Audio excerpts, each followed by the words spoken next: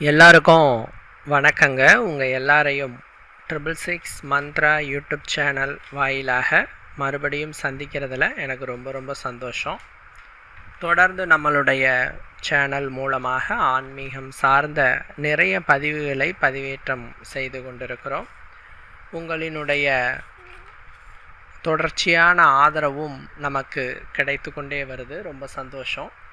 அந்த வகையில் இன்றைக்கி இந்த வீடியோவில் பார்க்கக்கூடிய தகவல் என்ன அப்படின்னு கேட்டிங்கன்னா, வரக்கூடிய இந்த அக்னி நட்சத்திர காலகட்டத்தில், அதாவது 2026ஆம் ஆண்டு மே மாதம் 4ஆம் தேதி தொடங்கி மே மாதம் 28ஆம் தேதி வரை டோட்டலாக பார்த்திங்கன்னா 25 நாட்கள் இந்த காலத்தை நாம் அக்னி நட்சத்திர காலம் அப்படின்னு சொல்கிறோம்.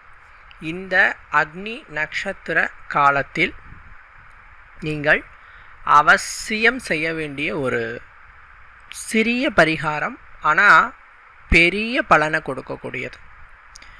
இதை நான் ரொம்ப தீர்க்கமாக சொல்கிறேன், அனுபவத்தில் சொல்கிறேன். செய்து பயனினை அடையுங்க. சரிங்களா? எத்தனையோ பேர் இன்னைக்கு செல்வம் இல்லை அப்படிங்கிற ஒரு கஷ்டத்தில் இருக்கிறீங்க. அருளில்லாருக்கு அவ்வுலகம் இல்லை, பொருளில்லாருக்கு இவ்வுலகம் இல்லை அப்படின்னு சொல்லுவாங்க. இந்த பூலோகத்தில் வாழணும் அப்படின்னு சொன்னால் பொருளோடு இருக்கணும், பணத்தோடு இருக்கணும். அது தேவையான அளவும் இருக்கலாம், தேவைக்கு அதிகமாகவும் இருக்கலாம். யாருமே போதுன்னு சொல்ல மாட்டோம். உலகத்திலேயே சாப்பிட்ற அன்னத்தை மட்டும்தான், சாப்பாட்டை மட்டும்தான் போதும்னு சொல்கிறோம். மற்றபடி எது கொடுத்தாலும் இன்னும் கொஞ்சம் அப்படி தான் கேட்க தோணும். அப்படி இந்த பணம் அப்படிங்கிற விஷயம், அதுவும் இன்றைக்கி இருக்கிற சூழ்நிலையில் எல்லாருக்குமே அத்தியாவசியமாயிடுச்சு. எல்லாருக்கும் தேவைப்படுற ஒரு விஷயமாகவும் அத்தியாவசியமாகவும் ஆடம்பரமாகவும் ஆயிடுச்சு. ஒரு காலத்துலலாம் பணம் அப்படிங்கிறத அத்தியாவசியமாக பார்த்தோம். பட் இன்றைக்கி பணம் அப்படிங்கிறதுக்கு மதிப்பு இல்லாமல் போயிடுச்சு. எவ்வளோ ரூபாய் இருந்தாலும் அதுக்கு மதிப்பு இல்லைங்கிற மாதிரி ஆயிடுச்சு. என் காலத்தில் ஒரு பவுன் தங்கம் விற்ற விலையை காட்டிலும் இன்றைக்கி 10 மடங்கு விலைக்கு அதிகமாக தங்கம் விற்றுட்டு இருக்குது. எல்லா பொருளும் அப்படி தான். ஆச்சரியமாக இருக்குது. இந்த வருடம் வாங்குகிற விலையை விட அதிகபட்சமாக ஒரு 4-5 வருஷம் கழித்து 2 மடங்கு ஆகும்னு நான் கேள்விப்பட்டிருக்கேன். வருஷம் 2 மடங்கு ஆகுது. ரொம்ப ஒரு பயமான சூழ்நிலை. ஆனால் சம்பளம்லாம் ஒரே மாதிரி தான் இருக்குது, கையிருப்பு ஒரே மாதிரி தான் இருக்குது. ஆக இந்த பணம் இன்றைக்கி இருக்கிற காலத்தில் எல்லாருக்கிட்டையும் இருக்கணுங்கிறது அத்தியாவசியம் ஆயிடுச்சு. சார், எல்லாருக்கிட்டையும் இந்த பணம் வருமா சார் அப்படின்னு பார்த்தா கட்டாயமாக வராது. ஏன்னா எல்லா பொருளும் எல்லாருக்கிட்டையும் வராது. சிலருக்கு கல்வி வரும், சிலருக்கு செல்லம் வரும். அது அந்த காலத்திலேயே சொன்னாங்க, இன்றைக்கி இல்லைங்க. லக்ஷ்மி இருக்கிற இடத்துல சரஸ்வதி இருக்க மாட்டாளாம், சரஸ்வதி இருக்கிற இடத்துல லக்ஷ்மி இருக்க மாட்டாளாம். ஏதாவது ஒரு குறை அங்கே இருந்துகிட்டே இருக்கும். அதனால் இந்த பணமும் கல்வியும் இன்றைக்கி எது முக்கியம்னு கேட்டால், கல்வி கூட நம்ம அப்புறம் பார்த்துக்கலாங்க, பணத்தை முதல்ல சம்பாதிக்கலாங்க அப்படிங்கிற சூழ்நிலைக்கு இன்றைக்கி மக்கள் வந்துட்டாங்க. ஏன்னா இன்றைக்கி பணத்துக்கு பின்னாடி நிறைய ஓடுறாங்க. நான் என்ன சொல்கிறேன் அப்படின்னா, சரஸ்வதியை முழுமையாக நம்பினீங்கன்னா லக்ஷ்மி தானாக வந்துடுவா அப்படிங்கிறதான் நம்மளுடைய கருத்து. அதாவது என்னென்னா, கல்வியை ஃபஸ்ட்டு ப்ரிஃபரன்ஸாக வச்சுக்கிட்டிங்கன்னா செல்வம் அதன் மூலமாக தாராளமாக வந்துடும், புகழ் வரும். ஏன்னா நீங்கள் நல்லா படித்து நல்லா வேலைக்கு போனால் நல்லா சம்பாதிக்கலாம், நல்ல கௌரவமான ஒரு வருமானமாக அது உங்களுக்கு அமையும். அதாவதுங்க, இந்த மனித வாழ்க்கையில் கடுகளவு இன்பத்தை அடைவதற்கு மனிதன் மலையளவு துன்பத்தை அனுதினமும் அனுபவித்து கொண்டிருக்கிறான். நீங்களாகட்டும், நானாகட்டும், எல்லாரும் அதான். ஒரு சின்ன சந்தோஷம் கிடைக்கணும்னா அதுக்கு பின்னாடி அவன் பட்ட வலிகள், அவன் பட்ட கஷ்டங்கள், துன்பங்கள், துயரங்கள் ரொம்ப பெருசாக இருக்குது. இதை பார்க்கும்போது எப்படி இருக்குது அப்படின்னா, ஒரு மனிதனுடைய வாழ்க்கையில் கிட்டத்தட்ட முக்கால்வாசி வாழ்க்கை கஷ்டத்துலேயே தான் போகுது. ஒரு கால்வாசி வாழ்க்கை தான் அந்த சந்தோஷத்தில் போகுது. அந்த சந்தோஷத்தை எது கொடுக்குதுன்னு பார்க்குறச்ச பணம் தான் கொடுக்குது. அந்த கால்வாசி சந்தோஷத்தையும் பணம் இருந்தால் நம்ம அடைஞ்சிடலாம். ஸோ அந்த பணத்தை நாம் அதிகமாக சேர்த்துக்கிட்டோம் அப்படின்னு சொன்னால் முழு வாழ்க்கையில் அட்லீஸ்ட் ஒரு அரை பாகத்துக்காவது நம்ம சந்தோஷமாக வாழலாம். ஏன்னா எல்லாத்துக்கும் சந்தோஷமாகவே இருக்க முடியாது. அட்லீஸ்ட் ஒரு அரை பாகம் நம்மளால் சந்தோஷமாக வாழ முடியும். மேக்ஸிமம் வர கஷ்டங்களை பணத்தை வச்சு நம்மளால் சால்வ் பண்ணிக்க முடியும். அப்பேற்பட்ட பணவரவு தன விஷயத்தை நீங்கள் அடைவதற்கு வரக்கூடிய அக்னி நட்சத்திர காலகட்டம் ஒரு பொன்னான காலம், அற்புதமான காலம். போனால் வராது இன்னும் சொல்லுவாங்களே, போனால் வராது பொழுது போனால் கிடைக்காதுங்கிற மாதிரி இதை விட்டிங்கன்னா அடுத்த வருஷம் தான், நெக்ஸ்ட் இயர் அப்படிங்கிற மாதிரி தான் அவங்களுக்கு வரும்.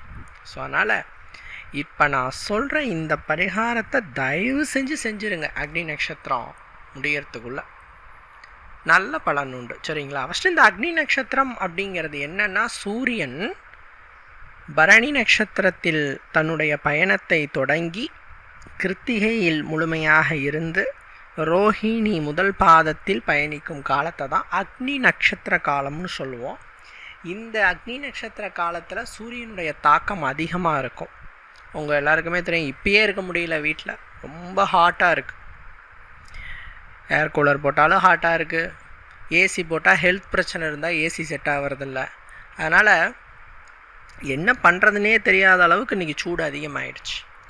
இன்னொன்று, இந்த அக்னி நட்சத்திர காலம் ஏதோ மனுஷனுக்கு மட்டும் இந்த பிரச்சனை கொடுக்குதுன்னு நினைக்காதீங்க, இறைவனுக்கே இதுதான் நிலைமை. சிவாலயங்களில் பார்த்தீங்கன்னா சிவலிங்கத்துக்கு மேலே ஒரு சிறிய பாத்திரத்தை துளைகள் இடப்பட்டு கட்டி தொங்க விட்டுருப்பாங்க. அந்த பாத்திரத்துலேருந்து தண்ணி சொட்டு சொட்டாக விழுந்துகிட்டே இருக்கும். இதுக்கு பேர் தாராபிஷேகம்ட்டு இதுக்கு பேர். இந்த சிவலிங்கத்தில் சொட்டு சொட்டாக தண்ணி விழுறச்சே அந்த சிவலிங்கம் குளிர்ந்துட்டு இருக்கும். இதை நீங்கள் அக்னி நட்சத்திர காலத்தில் எல்லா சிவாலயங்களிலும் மேக்ஸிமம் பார்க்கலாம். இது ஏன் செய்கிறாங்க அப்படின்னா, இறைவனையே குளிர் விட்டுறாங்க. அம்மன் ஆலயங்கள்லேயும் டெய்லி அபிஷேகங்கள் பண்ணிகிட்டே இருப்பாங்க. முக்கியமாக மாரியம்மன் ஆலயங்கள்லாம் பார்த்திங்கன்னா டெய்லி அபிஷேகம் பண்ணிகிட்டே இருப்பாங்க. ஏன்னா தெய்வங்களை குளிர்விக்கிறாங்க அப்படிங்கிறதுக்காக. மேக்சிமம் தெய்வங்கள் உக்ரமாக இருக்கிற காலகட்டம் அப்படிங்கிறதுனால இந்த காலகட்டத்தில் சுபகாரியங்களை தவிர்ப்பார்கள். இன்னும் சொல்லணும்னா திருமணம், கிரகப்பிரவேசம், பூமி பூஜை, மரம் வெட்டுதல், விதை விதைத்தல் ஆகியவைகளை செய்ய மாட்டாங்க. சுபகாரியங்களை தவிர்த்தல் நல்லது அக்னி நட்சத்திரத்தில். சரிங்களா? இந்த அக்னி நட்சத்திர காலத்தில் இப்போ என்ன தாங்க செய்யணும்? சுபகாரியமும் செய்யக்கூடாதுங்கிறீங்க. இப்போ நாங்கள் என்ன தான் செய்கிறது அப்படின்னு கேட்டால், எதுவும் செய்யாமல் சிவனேன்னு இருக்க வேண்டியது தான். என்னங்க சிவனேனுக்கு சொல்கிறீங்க அப்படின்னா, அதுக்கு என்ன அர்த்தம்னா, சிவனே என்று இருங்கள், சிவனே என்று இருங்கள், நீயே கதி என அவன் நினைவோடு இந்த காலத்தை கடந்து போங்கள் அப்படின்னு சொல்கிறது. அதுக்கு பேர் தான் சிவனேன்னு இருக்கிறது. சில பேர் இதுக்கு கேட்பாங்க, சார் எனக்கு கொஞ்சம் திசா புத்தி காலங்கள் கொஞ்சம் மோசமாக இருக்குது, நான் என்ன சார் பரிகாரம் பண்ணலான்னு கேட்பாங்க. நம்மக்கிட்டே ஜாதகம் பார்க்குறோம், நிறைய பேர் வந்து கேட்பாங்க. அவங்கக்கிட்ட நாம் என்ன சொல்லணும்னா, செவனேன்னு இருங்க அப்படிமே. சார் செவனேன்னு இருந்தால் எப்படி சார் அப்படின்னு, அதுக்கு எந்த வேலையும் செய்யக்கூடாதா, எங்கேயும் போகக்கூடாதா அப்படின்னு அர்த்தம் கிடையாது. சிவனே என்று இருங்கள், நீயே கதி என அவன் நாமத்தை சொல்லி எதுவும் செய்ய, வரது வரட்டும். இன்றைக்கி நான் நடந்து போகிறேன், கல் தடிக்கு காலில் அடிபடுது, இது அவன் செயல், அவ்வளோதான். நீங்களாக ஒரு கல்லை வச்சு காலை இடிக்கலை. அதனால் நீங்கள் சிவனே என்று இருக்க வேண்டும். நீங்கள் புதிதாக எதையும் தொடங்கக்கூடாது, செய்யக்கூடாது. அதுவாக வந்ததுன்னா ஏற்றுக்கணும். அதுதான் இந்த அக்னி நட்சத்திர காலமாக விளங்கும். இந்த அக்னி நட்சத்திர காலம் பார்த்திங்கன்னா விநாயகருக்கு ரொம்ப உகந்த காலம். பொதுவாக உக்ர தெய்வ வழிபாடுகளுக்கு இந்த அக்னி நட்சத்திர காலம் விசேஷம்னு சொல்கிறோம்.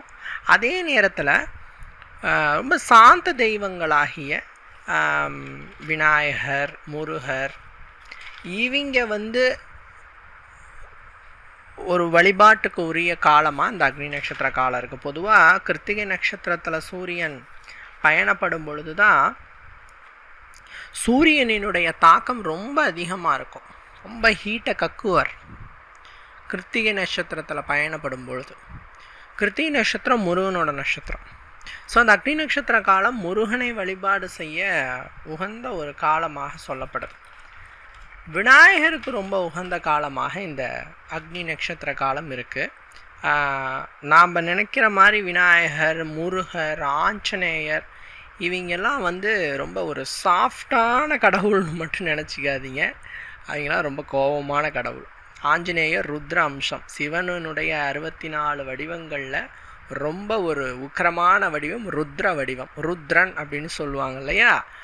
அந்த ருத்ர வடிவம் வந்து ரொம்ப பிரபஞ்சத்தையே நாசமாக்கக்கூடியது. அந்த ருத்ர வடிவம் யாருன்னா ஆஞ்சநேயர். அதாவது தன்னுடைய பலத்தினை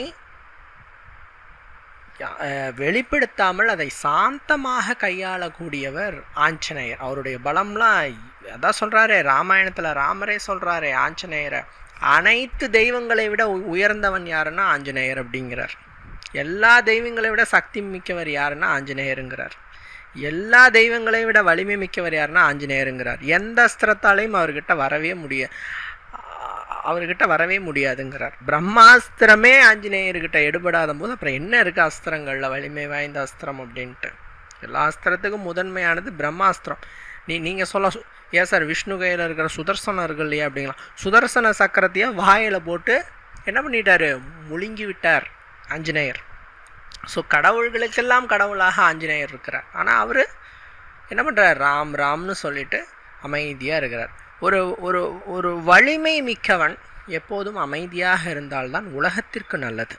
அந்த ஒரு கருத்தினை ஆஞ்சநேயர் ஏற்றுக்கொண்டு இன்றளவும் இமயமலையில் இருக்கிற மாதிரிலாம் சொல்கிறாங்க. சரிங்களா? எப்பயும் ராமஜெயம் அப்படின்னு சொல்கிறோம். ஃபஸ்ட்டு. ரெண்டாவது, சாட்சாத்து முருகப்பெருமானே அக்னி அம்சம் தான். அவர் தோன்றினதே பார்த்தீங்கன்னா தீப்பிழம்புலம் தான். சிவனாரோட நெற்றிக்கண்ணிலிருந்து 6 தீப்பிழம்புகளாக தோன்றி அதன் பிறகு அவர் உருவாகிறார். ஸோ அவரும் கிட்டத்தட்ட சிவனுடைய அக்னி பிழம்பிலிருந்து தோன்றனால அவரும் ஒரு விதத்தில் ரொம்ப ஒரு உக்ரமான கடவுள் தான். ஆனால் உக்ரம் அப்படிங்கிறது தீயோர் இடத்துல, அசுரர்கள் இடத்துல, நம்பி வந்த பக்தர் இடத்துல அவர் கோபம் காட்ட மாட்டார். அதாவது ஒரு ஒரு சின்ன ஒரு புனைக்கதை இருக்குது. என்னென்னா, நீ எந்த தெய்வத்துக்கிட்ட வேணாலும் விளையாடு, முருகன்கிட்ட விளையாடாத அப்படின்னு சொல்லுவாங்க. நார்த்தீகர்கள் கூட முருகன்னா கொஞ்சம் தள்ளி இருப்பாங்க. ஐயோ வேணாங்க, நம்ம வேறு தெய்வங்கக்கிட்ட கொஞ்சம் விளையாண்டுக்கலாம், முருகன்கிட்ட விளையாட வேண்டாம் அப்படிம்பாங்க. ஏன்னா முருகன் அப்படிங்கிறவர் வெற்றி செய்யக்கூடியவர். சாஃப்டாக இருந்தீங்கன்னா சாஃப்டான பலன்கள், நல்ல பலன்கள், அருள் எல்லாம் கிடைக்கும். விளையாண்டா அவரோட உக்ரத்தை நம்மளால் தாங்க முடியாது. அடுத்து பார்த்தீங்கன்னா யார் வராரு? நம்மளோட விநாயகர்.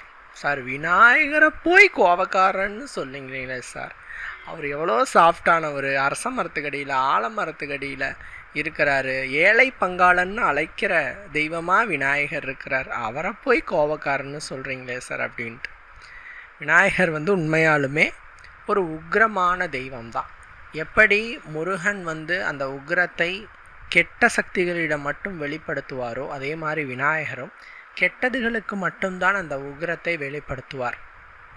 விநாயகர் இடத்துல எல்லா தெய்வங்களும் அடக்கம், நவகிரகங்களும் அடக்கம். அதில் காளி ரூபமும் விநாயகர் இடத்துல அடக்கம், ருத்ர ரூபமும் விநாயகர் இடத்துல அடக்கம். அதனால் விநாயகரிடத்திலும் கொஞ்சம் விளையாடக்கூடாது. ரொம்ப தூய மனதோடு சுத்தபத்தத்தோட பக்தியோட விநாயகரை அணுகணும். விநாயகரை நாம் வந்து ஏதோ போகிற போக்கில் இது பண்ணுற மாதிரி வச்சுக்கூடாது. ரொம்ப ஒரு சென்சிட்டிவான காட் அப்படின்னு சொல்கிறது விநாயகரை. ஏன்னா சீக்கிரமாக இந்த தீட்டுங்கிற விஷயம் வந்து விநாயகர்கிட்ட அன்றதுக்கு வாய்ப்புண்டு. அதாவது தீட்டு கழியணும்னாலும், இப்போது வீட்டில் ஒரு கெட்டது ஆகுது அப்படின்னா அந்த தீட்டு கழியணும்னா பிள்ளையாருக்கு போய் விளக்கு போட்டு தான் தீட்டை வந்து கழிப்போம். அதே நேரத்தில் நம்ம தீட்டு காலங்களில் விநாயகர் இடத்துல போக மாட்டோம். இப்படி தீட்டு காலங்களிலும் சரி, தீட்டை விளக்குவதற்கும் சரி விநாயகர் தான் பயன்படுறார். விநாயகர் இடத்துல எல்லா தெய்வங்களுமே அடக்கம். எப்படி கோமாதா, அதாவது பசுமாட்டிற்குள்ள சகல தெய்வங்களும், தேவர்களும், யக்ஷர்களும், கந்தர்வர்களும், கிங்கணர்களும் என்று அனைவரும் இருக்கிறார்களோ இது மாதிரி விநாயகர் இடத்துல எல்லாருமே இருக்கிறாங்க. சுருக்கமாக சொன்னால் நவகிரகங்களும் இருக்குது. ஒரு தெய்வத்திடத்தில் நவகிரகங்களும் இருக்கும்போது வேறு என்ன இருக்குது? இறைவனையே ஆட்டி படைக்கும் நவகிரகங்கள் அப்படிங்க. கடவுள் படைத்த சிவன், பிரம்மா, விஷ்ணு இவங்களையே ஆட்டி படைக்கும் நவகிரகம். ஆனால் விநாயகரிடத்தில் இந்த நவகிரகங்களும் அடக்கம். அப்போது விநாயகரோட சக்தி என்னன்னு தெரிஞ்சுக்கோங்க. இந்த விநாயகரை அனுதினமும் வணங்குவது சிறப்பு. இந்த அக்னி நட்சத்திர வேளையில் விநாயகரனுடைய அந்த உக்ரம் ரொம்ப நல்லா அதிகமாக இருக்கும். ஸோ இந்த டைமில் விநாயகரை வணங்குறச்ச உங்களுக்கு க்ஷேமமான பலன்கள் கிடைக்கும்.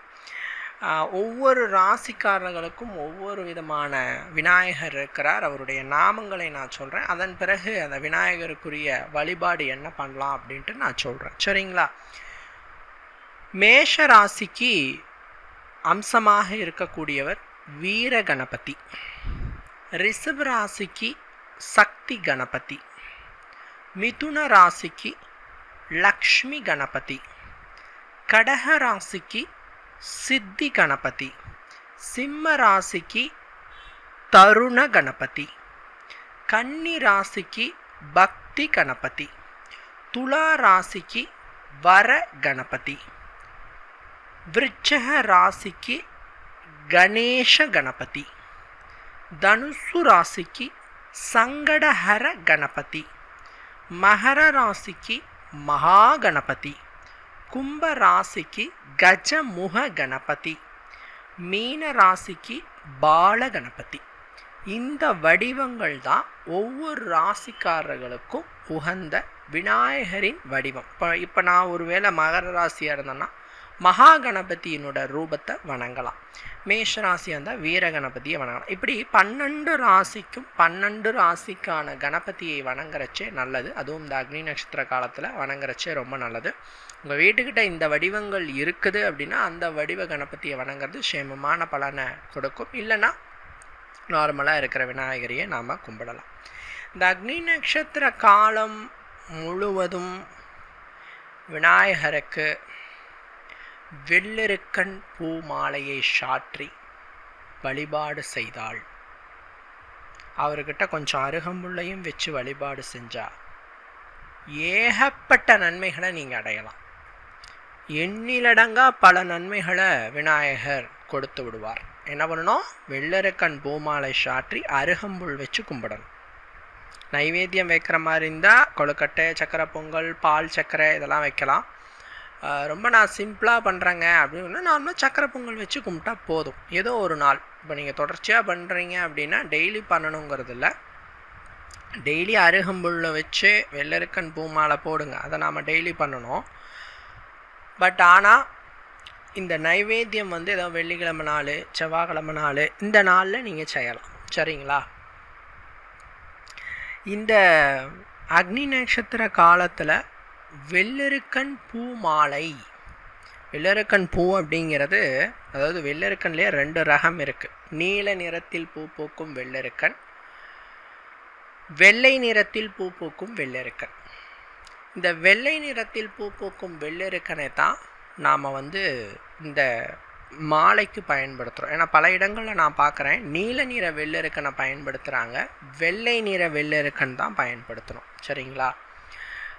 இந்த வெள்ளெருக்கன் பூ அப்படிங்கிறது சிவபெருமானோட ஜடாமுடியில் சூடப்படுற அஷ்டபுஷ்பங்களில் முதன்மையானது இந்த வெள்ளெருக்கன் பூ. இந்த வெள்ளெருக்கன் பூவை வந்து நீங்கள் வந்து பறிச்சுட்டு வந்து நீங்கள் நல்லா மஞ்சள் தண்ணியில் கழுவிண்டு நீங்கள் வந்து மாலையாக கட்டிட்டு விநாயகர் இடத்துல மே 4 இருந்து 28 வரைக்கும் இந்த அக்னி நட்சத்திர காலம் இடைப்பட்ட காலத்தில் அருகில் இருக்கிற விநாயகர் ஆலயம் போயிட்டு விநாயகரை நமஸ்காரம் பண்ணிவிட்டு இந்த வெள்ளெருக்கன் பூ மாலையை போடலாம். எத்தனை எண்ணிக்கையில் இந்த பூ கட்டலான்னு கேட்பாங்க. எண்ணிக்கையெல்லாம் பெருசாக இல்லைங்க, உங்களுக்கு எவ்வளோ பூ கிடைக்குதோ அவ்வளோ பூவில் கட்டி போடுங்க. இவ்வளோ மாலைக்கெல்லாம் கணக்கு இல்லை, இத்தனை பூலாம் கணக்கு இல்லை. சரிங்களா? கட்டி போட்டுட்டு அருகம்புல் வைக்கணும். ஏன் அருகம்புல் வைக்கிறோம் அப்படின்னா, ஒரு முறை விநாயகருக்கு ரொம்ப சூடாகிடுது, உடம்பு ரொம்ப உக்ரமாயிடுது. என்னென்னமோ பண்ணி பார்க்குறாங்க, சூடு குறையவே மாட்டேங்குது. அன்னை பார்வதி ஒரே ஒரு அதாவது அருகம்புல்லை எடுத்து சுவாமியோட தலையில் வைக்கிறாங்க, பிள்ளையாரோட தலையில் வைக்கிறாங்க. அப்படியே ஒரு சூடு தணிஞ்சு போயிடுது. அதுக்காக தான் அருகம்புல் மாலையை விநாயகருக்கு வைக்கணும் அப்படிங்கிறதோட தாத்ரீகம் அதுதான். ஸோ அருகம்புல்லையும் வச்சு வெள்ளெருக்கன் பூ மாலை போட்டு, குறிப்பாக திருமண தடை இருக்கிறவங்க, அதாவது தோஷங்கள் இருக்கிறவங்க, எந்த தோஷமாக இருந்தாலும் சரி. ஏன்னா நவகிரகங்களின் அரசனான சூரியன் வலிமையாகும் பொழுது அனைத்து கிரகங்களும் நல்ல பலன்களை உங்களுக்கு கொடுக்கும். ஸோ அவரை வழிபடுத்துகிற காலம் அக்னி நட்சத்திர காலம். ஸோ அந்த வெள்ளெருக்கன் பூ மாலையையும் அருகம்புல்லையும் வச்சு சுவாமி அந்த அக்னி நட்சத்திர காலத்தில் பிரார்த்தனை பண்ணுறச்சு சுவாமி உங்களுக்கு பலன்களை கொடுப்பார். அதே நேரத்தில் வெள்ளெருக்கன் செடியின் கட்டைகளில் இருந்து தயார் பண்ணக்கூடியது விநாயகரினுடைய சிலை. வெள்ளெருக்கன் விநாயகர் என்று இதனோட பேர். நீங்கள் அதை நிறைய ஆன்மீக பொருட்கள் விற்கிற கடைகளில் நீங்கள் வாங்கலாம். வெள்ளெருக்கன் கட்டைகளிலிருந்து, அதாவது வேர்லேருந்து தயார் பண்ணுவாங்க. பட் வேர்லேருந்து தயார் பண்ணணும்னா ஒரு விநாயகருக்கு ஒரு செடியவே எடுக்கணும். ஸோ ரொம்ப ரேராக தான் வெள்ளெருக்கன் வேர் விநாயகர்லாம் நம்மளுக்கு கிடைக்கும். விலையும் ரொம்ப காஸ்ட்லி, வேரில் தயார் பண்ணினது. அது இல்லாமல் சில பேர் வெள்ளெருக்கன் வேர் விநாயகர்னு சொல்லி விற்கிறாங்க. நாம் அதை போய் பார்க்கவா முடியும் அவங்க வேர்லேருந்து பண்ணாங்களா அப்படின்ட்டு. அதனால் நான் என்ன சொல்லுவேன்னா, வெள்ளெருக்கன் செடியினுடைய பாகத்திலிருந்து, அதாவது கட்டைகளிலிருந்து நம்மளுக்கு செய்யப்பட்ட விநாயகராக இருந்தால் கூட போதும், விசேஷம்தான் அப்படின்பேன். ஸோ வெள்ளெருக்கனுடைய செடியின் அந்த விருட்சத்தின் கட்டைகளிலிருந்து தயார் செய்யப்பட்ட விநாயகரினுடைய உருவத்தை வாங்கி அக்னி நட்சத்திர காலத்தில் வீடுகளில் பிரதிஷ்டை பண்ணுறச்ச, தொழில் ஸ்தாபனங்களில் பிரதிஷ்டை பண்ணுறச்ச உங்களுடைய வீடுகளுக்கும் தொழில் ஸ்தாபனங்களுக்கும் குறைவில்லாதபடி க்ஷேம பலன்கள் கிடைக்கும். அல்லல்ல குறையாதபடி செல்வ வளம் பெருகும், பணம் சேரும், கோடி கோடியாய் பணம் உங்களிடம் அண்டும். சரிங்களா? கண்டிப்பாக வரும். நீங்கள் நான் சொன்ன மெத்தட்ஸ் செஞ்சிங்கன்னா அக்னி நட்சத்திரம் முடியறதுக்குள்ளே சக்ஸஸ். ஃபுல் டே, அதாவது ஒரு நாள் கூட மிஸ் பண்ணாமல் இதை செய்யணுமானா செய்கிறது நல்லது. இல்லைனா அட்லீஸ்ட் தொடர்ச்சியாக ஒரு 11 நாட்கள் செய்கிறது விசேஷ பலனை கொடுக்கும். சரிங்களா? என்ன காரியத்துக்காக செய்கிறீங்களோ அந்த காரியம் நிச்சயமாக அந்த இறைவனினுடைய அருளால் கட்டாயம் நிறைவேறுங்கிறதுல டவுட் இல்லை. எந்த டைம் செய்யலான்னா சூரியோதயத்துக்கு முன்னாடியே இதை செஞ்சுருங்க. காலையில் சூரியோதயத்துக்கு முன்னாடியே இதை போயிட்டு விநாயகர் ஆலயங்களில் செஞ்சுருங்க. சரிங்களா? அரச மரத்துக்கடியில் இருக்க விநாயகர் கூட அதை பண்ண எங்கேனாலும் செய்யலாம். விநாயகருடைய விக்கிரகம் இருந்தால் போதும். சரிங்களா? எவ்வளவு நேரம் பொறுமையாக இந்த வீடியோவை பார்த்தமைக்கு ரொம்ப நன்றி. மற்றும் ஒரு வீடியோவில் உங்களை நான் சந்திக்கிறேன். நன்றி, வணக்கம்.